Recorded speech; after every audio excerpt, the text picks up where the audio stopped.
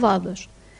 Para aquelas rendas antigas, baixinhas, mas normalmente, pela informação sociológica que temos, as pessoas que pagam rendas muito baixinhas normalmente não se atrasam, não é? São aqueles que pagam rendas mais elevadas que se atrasam mais. Mas esta norma tem aqui outra novidade, que é esta. Estou sempre a andar com isto. O número 5 e 6 do artigo 1041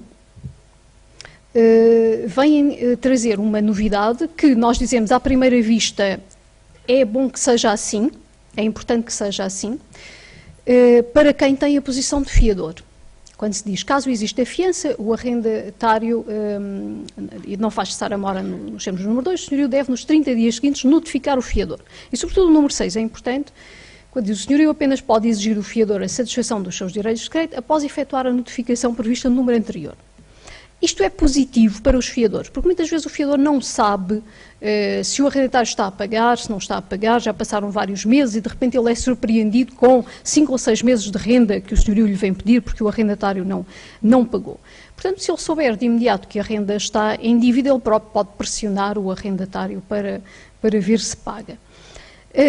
Mas isto depois vai levantar problemas práticos, dificuldades interpretativas. Então imaginem que o senhorio, a minha primeira dificuldade interpretativa é esta, imaginem que o senhorio até foi tolerante, deixou passar uns 3 meses, a ver se o arrendatário pagava, e só ao fim de 3 meses é que disse ao fiador, olha, o arrendatário não paga desde janeiro, estamos no final de março. Será que o fiador tem que pagar as rendas anteriores? Janeiro e fevereiro, em que ele não sabia que a renda estava em dívida. Não sei se isto vai ser esclarecido ou não, mas para já eu tenho esta dúvida e suponho que na prática quem é fiador vai ter esta dúvida. Olha, porquê é que não me disse logo em janeiro quando ele deixou de pagar? E só me veio dizer 3 meses mais tarde. A lei diz que nos 30 dias seguintes deve notificar o fiador. Portanto, eu entendo que a minha responsabilidade é só a partir do momento em que eu fui notificado e não anteriormente. Não sei se é legítimo invocar este argumento, ou até a certo ponto, ou para que efeitos. Pelo menos temos esta dúvida. Estou a falar de deveres do arrendatário muito brevemente, porque o tempo não permite mais e tenho que acelerar. Quanto aos direitos do arrendatário, só introduzi aqui o tema direitos do arrendatário para falar do famoso direito de preferência, que toda a gente conhece a história do direito de preferência. Além disso, vou fazer uma outra referência, que é outra proposta de alteração.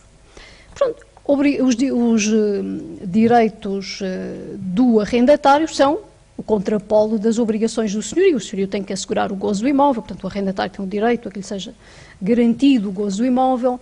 Se assim não for, o arrendatário pode, nos termos do artigo 1037, defender-se ele próprio. Sabem que a lei diz isso, o artigo 1037, número 2, confere ao arrendatário a tutela possessória. Ele pode usar os mesmos modos de tutela da sua detenção que um possuidor pode usar, inclusive a ação direta.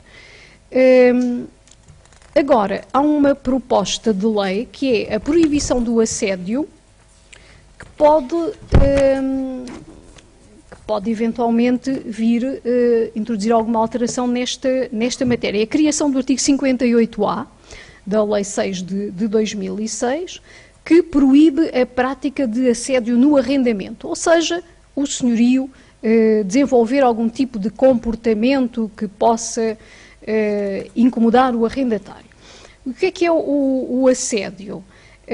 Comportamento indesejável do senhorio ou de quem o representa, que visa a criação de condições, por ação ou omissão, dolosa, com vista a prejudicar ou diminuir a fruição do locado pelo inquilino, com o objetivo ou o efeito de o perturbar ou constranger, afetar a sua dignidade, ou criar um ambiente intimidativo, hostil, degradante, etc. E se isto acontecer, o arrendatário tem direito a uma indemnização. E, além disso, pode haver aqui um processo contraordenacional movido pela Câmara Municipal, onde se localizar o local arrendado, com aqui determinadas penalizações para o senhorio. Não sei se isto vai ser aprovado nestes termos, se a redação final vai ser esta ou não, mas, em parte, em parte, o artigo 1037 já garante estas situações. Porque se o arrendatário for perturbado no gozo do imóvel, no fundo é uma hipótese, pode caber aqui nesta ideia da proibição do assédio no arrendamento, ele já tem estes mecanismos todos de tutela, que o 1037 lhe confere.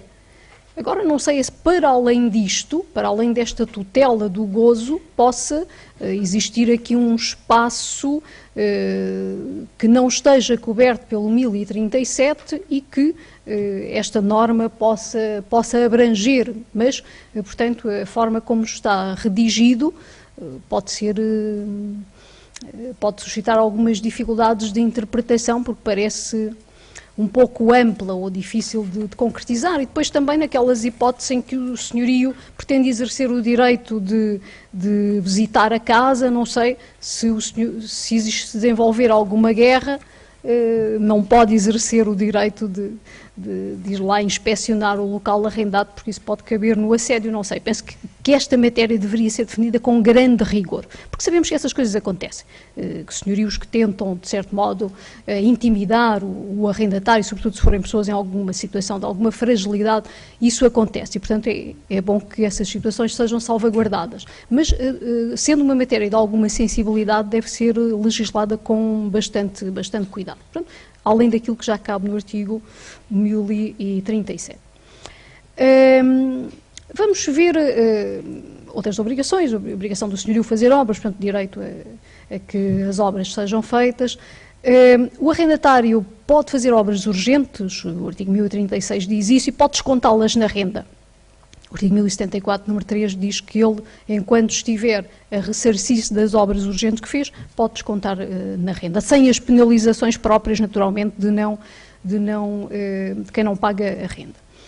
Quanto ao direito de preferência, que já toda a gente ouviu falar na comunicação social, o artigo 1091 atualmente dá o direito de preferência quando o arrendatário não paga renda, quando o arrendatário se encontra no local há mais de 3 anos. Esta matéria vai ser alterada e vai passar para 2 anos. Portanto, isto já é matéria sedimentada, porque resultou já das alterações da semana passada, vai passar para 2 anos. Agora, o mais interessante é esta alteração, o artigo 8º. Até agora, para as pessoas mais familiarizadas com os problemas do arrendamento, e em particular direito de preferência, até agora a questão que se discutia e discutia-se na doutrina e na jurisprudência era de saber se, num prédio que não está constituído em propriedade horizontal, um arrendatário pode comprar o prédio todo, uma vez que ele não pode comprar o local onde vive. E o 1091 diz direito de preferência na venda do local arrendado. Ora, se ele vive no primeiro direito e o primeiro direito não é uma fração, então ou compra o prédio todo ou não compra nada. Isso, como sabem, existem 2 entendimentos, um de que ele não compra nada, porque ele tem direito de preferência sobre o local arrendado, e o prédio todo não é o local arrendado, extravasa o local arrendado, e há outros que continuam a entender, uma interpretação mais tradicional, de que realmente, para comprar o local arrendado, ele tem que comprar o local todo. Isso não é esclarecido aqui, ou não foi esclarecido aqui, mas criou-se uma solução nova. E reparem que esta solução agora é uma verdadeira revolução na dogmática dos direitos reais. Esqueçam tudo o que aprendemos em matéria de compropriedade, porque aqui as regras são completamente diferentes. Então, o que é que nos diz o número 8? Isto só vale para a habitação, atenção, não é para outros fins, depois de algumas observações últimas, só vale para a habitação. Prédio não constituído em propriedade horizontal, o arrendatário tem direito de preferência nos mesmos termos previstos para o arrendamento de fração autónoma, a exercer nestas condições. Reparem, o direito é relativo à parte do prédio, correspondente à permilagem do local. Por exemplo, vamos imaginar que o prédio tem 10 apartamentos e são todos iguais, cada um deles vale 10%.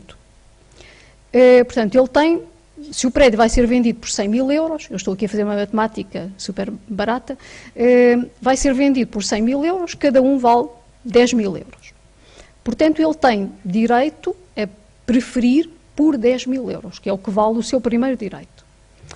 E depois, à linha C, reparem, a aquisição pelo preferente é efetuada com afetação do uso exclusivo da parte do prédio a que corresponde ao locado. Esta é que é a verdadeira revolução aqui quanto ao objeto da compropriedade.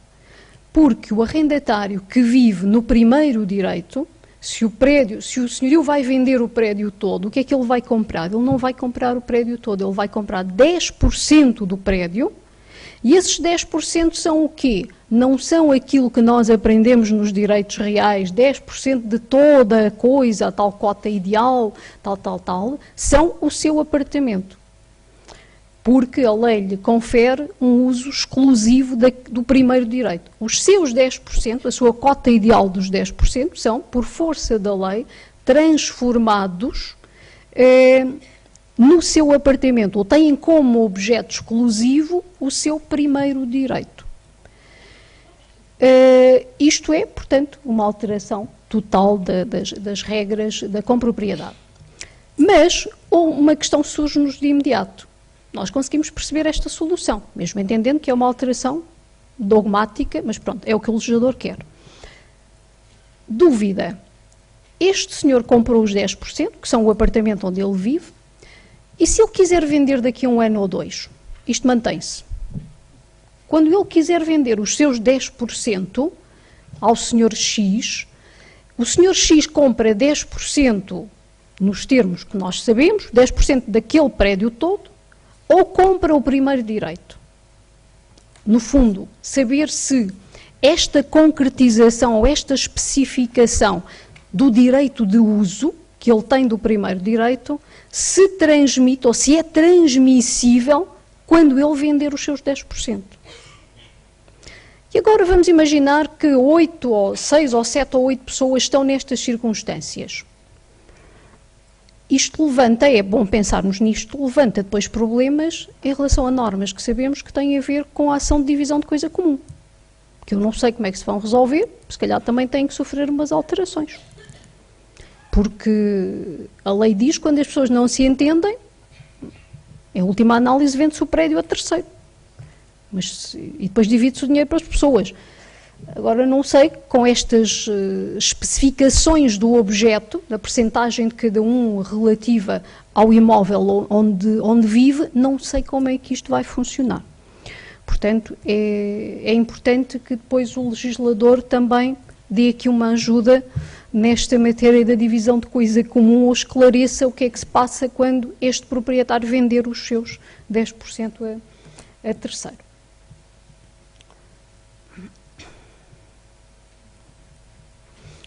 Pronto, isto são as dificuldades interpretativas. Eu tenho que rapidamente acelerar, para não exceder o meu tempo. Consequências do incumprimento. Há pouco estávamos a falar do pagamento da renda, quando é que se paga, onde é que se paga, as antecipações ou não. Consequências da falta de pagamento da renda. Até ao momento,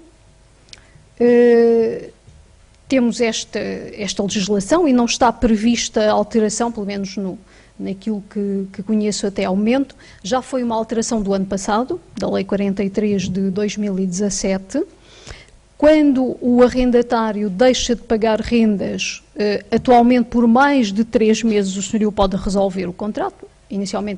Anteriormente eram 2 meses e agora são 3 meses. Como é que ele procede?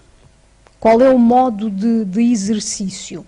Eu já volto aqui ao número 4, que é mais difícil de perceber. Qual é o modo de exercício? O artigo 1084, número 2, diz isto. É através de comunicação. As pessoas que estão habituadas a trabalhar com o arrendamento sabem isto, já fizeram isto centenas ou milhares de vezes, cada vez mais, não é? Porque, por causa das faltas de pagamento de renda, é a tal notificação que o artigo 9, número 7 da Lei 6 de 2006 estabelece. O arrendatário é notificado nestes termos, vai um advogado, um solicitador proceder à notificação. Se não o conseguir notificar, verificam-se aquelas vicissitudes do artigo 10º, número 5, casos em que se presume notificado, E, portanto, uma vez notificado, o que é que acontece? O contrato não fica resolvido de imediato, porque o arrendatário ainda tem a possibilidade, o artigo 1084, número 3, dá-lhe essa possibilidade de pôr fim à mora no prazo de 1 mês. Pagando o quê? Pagando os 3 ou 4 meses que estão em mora, mais a percentagem que está no 1041, que até ao momento são 50% daquilo que está em mora, e quando entrar em vigor a nova redação passa a ser 20% do que está em mora. Porque esse montante só não é devido, a mora pelo atraso só não é devida quando há resolução. Ora, neste caso, o que ele quer é precisamente impedir a resolução. Portanto, se ele vai impedir a resolução, ele tem que pagar a penalização correspondente à mora no pagamento. Mas isto só pode acontecer uma vez. O número 4 diz isso. Agora vamos voltar ali ao atraso no pagamento, que é o número 4 do artigo 1083. Uma norma difícil de interpretar, que também não está previsto ser alterada, que no fundo conjuga 3 prazos. É para aqueles arrendatários que sistematicamente se atrasam no pagamento da renda. Pressupõe que o incumprimento seja posterior a 8 dias, que isto aconteça 5 vezes, portanto mais de 4 vezes, aconteça pelo menos 5 vezes, e num período de 12 meses. Temos que conjugar estes 3 aspectos temporais. Pegamos numa caixa de 12 meses, metemos lá dentro 5 incumprimentos e depois vemos se esses incumprimentos ultrapassaram 8 dias. Se imaginar uma pessoa que paga durante 5 meses seguidos, paga no dia 20, em vez de pagar no dia 1 ou no dia 2, paga no dia 20. Acontecendo 5 meses seguidos, é evidente que há aqui um fundamento para resolver o contrato. E reparem que nesta hipótese a pessoa pagou, não é como na hipótese número 3 que não pagou, deixou de pagar, e há mais de 3 meses que não paga. A pessoa pagou, só que pagou sempre atrasado. O interesse do senhorio é o interesse da previsibilidade, da confiança quanto ao momento do recebimento da renda. Mas nesta hipótese o arrendatário acaba por ser mais penalizado. O arrendatário que paga, mas paga tarde, é mais penalizado que aquele que não paga nada. Porque o que não paga nada ainda tem um mês, depois de ser notificado, tem um mês para pagar. Paga mais 20%, mas ainda conseguiu salvar a sua habitação. Chegamos a falar isto, tanto pode ser para a habitação como para a final habitacional. Chegamos a falar da habitação, consegue salvar a sua habitação. O que pagou sempre atrasado não consegue salvar a sua habitação, porque não há volta a dar. E a nossa lei também é cega e não distingue as situações em que as pessoas não pagam porque não podem daquelas em que não pagam porque não querem. Há pessoas que não pagam porque não querem, porque se esquecem, etc. Mas há outros que não pagam eventualmente porque a empresa onde trabalha só lhe paga no dia 20 ou qualquer coisa do género, dia 20 do mês seguinte. Há situações dessas e depois também não temos aqui mecanismos sociais que possam imediatamente auxiliar um arrendatário nestas circunstâncias, de modo a que ele possa antecipar a renda ao senhorio sem ter esta penalização. Mas, portanto, é uma situação em que realmente o arrendatário pode ser muito penalizado, sobretudo nos casos em que, repito, as pessoas não pagam porque não podem, não são aqueles que não pagam porque não querem. Portanto, já vimos consequências da falta de pagamento de renda. Queria chamar a atenção para este prazo de caducidade do artigo 1085. Para a falta de pagamento de rendas, o senhorio tem um prazo relativamente curto, de 3 meses, para proceder à notificação do arrendatário. No fundo, o arrendatário não paga janeiro, fevereiro e março, o senhorio adquire o direito extintivo. Esse direito extintivo deve ser exercido nos 3 meses posteriores. A seguir, o arrendatário volta a pagar. Ele paga abril, maio, junho. No final destes 3 meses acabou o direito do senhorio resolver o contrato com base no incumprimento que está para trás. Naturalmente que ele não perde o direito de pedir o pagamento dessas rendas. Pode propor a ação de utilizar os mecanismos próprios para o recebimento coercivo dessas rendas. Não pode utilizar esse incumprimento que durou durante 3 meses para resolver o contrato. No fundo, a ideia é, o senhorio não se mexeu, passa a expressão, ficou ali inerte, então parece que não tem muita importância para ele de não receber a renda durante 3 meses. Há um limite, no fundo, de previsibilidade para o arrendatário. O arrendatário não pagou durante aquele tempo, mas agora voltou a pagar. já não pode ser despejado por isso. O senhorio tem que arranjar uma forma de receber esse dinheiro, ou diretamente, ou através do fiador, ou como seja, mas deixa de ser fundamento de resolução. E o mesmo para o arrendatário que se atrasa no pagamento paga no dia 20 durante 5 meses, forma-se o fundamento resolutivo. Se passarem 3 meses sobre esse momento e o arrendatário voltar a pagar no dia 1, deixa de poder resolver o contrato. Vou chamar a atenção porque às vezes os senhorios isto pode jogar contra o arrendatário também, porque o senhorio pode ser tolerante ao incumprimento, a ver se ele paga e tal, mas se não invocar a resolução perde o direito de a voltar a invocar. Já antes de entrarmos nos outros fundamentos, há pouco disse o que é que acontece se uma vez resolvido o contrato o arrendatário não desocupar a casa. Porque ele não aproveitou a oportunidade de pôr fim à mora, ou nesta hipótese número 4 não tem sequer hipótese de reverter o fundamento resolutivo, mas também não entrega a casa. Então existe aqui título para o senhorio ir para o BNA. Não sei quem é que vai falar do BNA. Se o BNA ainda existir, não é? Não se sabe se vai existir, como é que vai existir, que cortes é que vai levar, que aperfeiçoamentos é que vai levar, não sabemos, mas neste momento a solução é essa. O senhorio vai para o BNA, munido desse título. Outros fundamentos de resolução, ver isto com alguma brevidade para não exceder o meu tempo, os que estão previstos no artigo 1083, número 2, só brevemente. Nestas hipóteses, queria só dizer isto, a resolução tem que ser por via judicial. Nestas 5 hipóteses do 1083, número 2, e outras equiparáveis, porque reparem, isto são hipóteses que não são taxativas, são exemplificativas, outras convenções que possam existir que atinjam este nível de gravidade, também podem ser fundamento de resolução e não podem ser acionadas por via extrajudicial como a falta de pagamento de renda. Tem necessariamente de ser ação em tribunal. Essa é a ação de despejo. Estes fundamentos não são todos idênticos. É claro que se nós olharmos para os fundamentos podemos ver, justifica-se perfeitamente na linha A e na linha B que seja um juiz a apreciar isto e que não seja uma resolução por via extrajudicial como é a falta de pagamento de rendas, porque a falta de pagamento de rendas é um fundamento puramente objetivo. Paga ou não paga. Não há mais nuances ali. Mas violar regras de higiene, de sossego, de boa vizinhança, é o quê? Significa o quê, em termos concretos? Comportamento contrário aos bons costumes, à ordem pública, o que é que isto significa? São conceitos indeterminados e, portanto, isto tem que ser materializado em cada caso concreto. Portanto, percebe-se perfeitamente que tenha que ser por via judicial. Portanto, mas outras hipóteses não têm este nível de indefinição. Por exemplo, na linha D, não usar o local por mais de 1 ano. Isto é objetivo, a não ser nos casos previstos no 1072, número 2.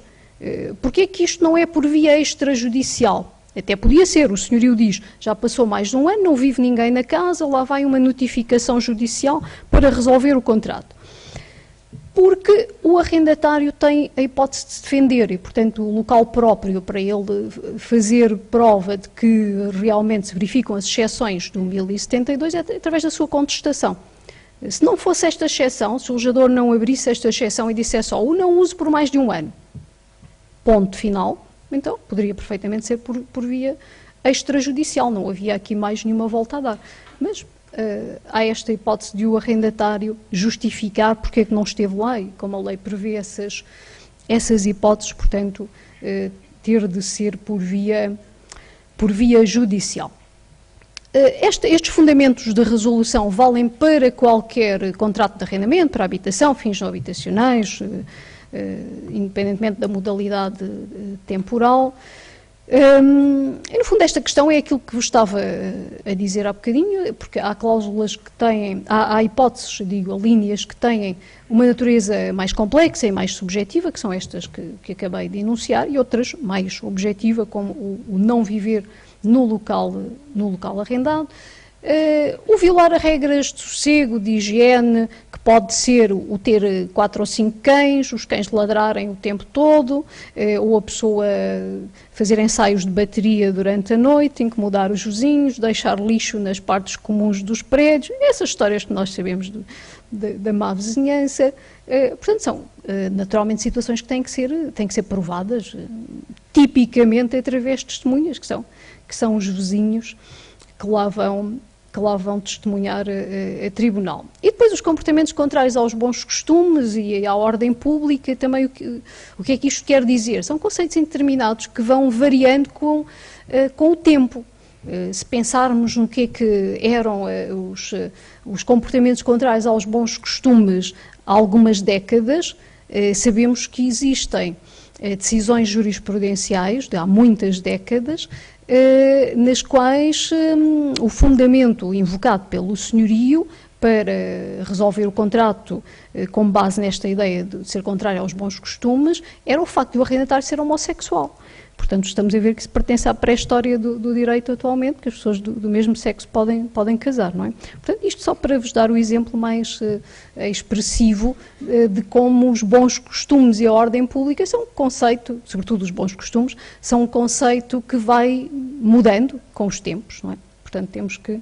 E não são os bons costumes do senhorio. O senhorio pode ser muito moralista e para ele os bons costumes ser uma coisa, para o arrendatário serem outra. Portanto, é aquilo que tipicamente a sociedade em cada momento entenda que possam ser os bons costumes. E todos nós sabemos que o exemplo mais comum é o de saber se o arrendatário ou a arrendatária tem ou não tem uma atividade de prostituição no local arrendado. Isso tem alguns contornos que têm a ver com a exteriorização ou não do comportamento do arrendatário ou da arrendatária, e não um juízo de valor que o senhorio possa fazer sobre o que é que o arrendatário faz dentro das suas 4 paredes, desde que isso não tenha nenhuma exteriorização que possa atribuir uma conotação negativa ao local arrendado. É um bocadinho difícil admitirmos que o senhorio tem alguma coisa a ver com a vida privada do arrendatário. Mas o senhorio também tem aqui um interesse a proteger. Ele não quer que o seu imóvel tenha uma conotação negativa, porque depois, quando aquele arrendatário ou aquela arrendatária sair e ele quiser arrendar ou vender a casa, pode ser um bocadinho mais difícil, pelo menos se o comprador ou o potencial arrendatário for alguém que viva naquele prédio ou nas redondezas ou saiba que aquele local tem alguma conotação negativa. Portanto, há que encontrar aqui um equilíbrio entre, por um lado, a vida privada do arrendatário e, por outro lado, o interesse que o senhorio tem em que o imóvel não tenha determinada conotação negativa. Depois aqui o desvio do fim, também sabemos que estas atividades podem realmente levantar problemas de interpretação, saber o que é indústria doméstica, se há hospedagem ou há subarrendamento. Nos novos contratos é muito fácil ultrapassar estes problemas, porque tanto quanto sei, atualmente, quando o senhorio vai ao advogado para fazer o contrato, normalmente o advogado põe uma cláusula a dizer o arrendatário não pode exercer indústria doméstica e também não pode dar hospedagem. E aqui resolve os problemas todos. Mas nos arrendamentos mais antigos, em que não era possível, quando não era possível excluir as indústrias domésticas ou a hospedagem, esses arrendatários continuam autorizados e continua a discutir saber o que é indústria doméstica, porque era indústria doméstica nos anos 60, não é indústria doméstica atualmente. Discutem-se questões como o arrendatário fazer tatuagens em casa, ou antigamente eram as explicações de matemática, atualmente são outro tipo de atividades, saber se isto cabe ou não cabe na indústria doméstica. E a hospedagem atualmente também tem aqui outro fenómeno, que é saber quando é que deixa de ser hospedagem, a ideia tradicional de ter 3 estudantes universitários em casa, a quem se fornece o pequeno almoço, faz a limpeza, etc., porque isso é o contrato de hospedagem, um misto de cedência do gozo imóvel com prestação de serviços, saber quando é que deixamos de ter um contrato de hospedagem tradicional e passamos a ter um alojamento local. Portanto, importante é atendermos aqui ao elemento da publicidade, se isto é publicitado no Airbnb ou não vamos entrar por aí, mas é só para vos chamar a atenção, porque na prática pode ser difícil distinguir quando é que um destes arrendatários mais antigos, que está autorizado pelo 1093 a dar hospedagem, quando é que ele sai desta previsibilidade ou da figura legalmente prevista da hospedagem e entra numa figura nova que é a do alojamento local, que já não cabe neste âmbito de autorização. Só muito rapidamente, porque já ultrapassei o meu tempo, já vos disse que estas hipóteses de resolução são através da ação de despejo.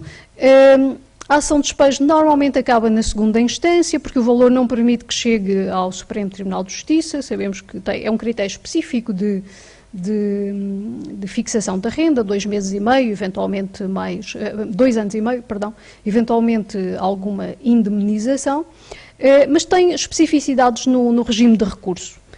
Se o arrendatário for despejado, pode recorrer para o Tribunal da Relação, mesmo que o valor não permita, portanto, independentemente do valor, o valor não é relevante para este efeito, só é relevante para um eventual recurso de revista, e o efeito é suspensivo automático.